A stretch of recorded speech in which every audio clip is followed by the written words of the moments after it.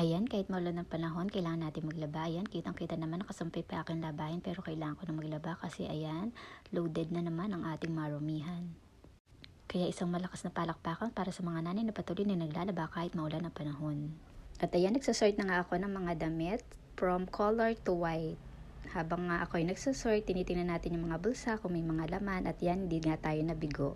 At meron nga tayo nakuha na 50 pesos. O diba, ang sarap maglaba pagka ganyan ang nakikita mo sa bulsa. Dahil dyan, lalo tayong ginanahan maglaba. O diba, sarap maglaba pagka may nakikita tayo na ganyan. Kahit na malit na bagay, malaking bagay din sa atin yung pagka naipon. Ay nako, o, sige, tinan pa natin yung iba, baka meron pa mga laman. O silip-silip sa mga bulsa, ay wala. Oh my God. Okay lang yan. Sige, sort lang tayo hanggang sa maubos natin yung mga labahin na yan. O, wala na naman. Nga. At ayan, tingnan pa natin kung meron pa sa ibang bulsa. At chinik nga natin at meron na naman tayo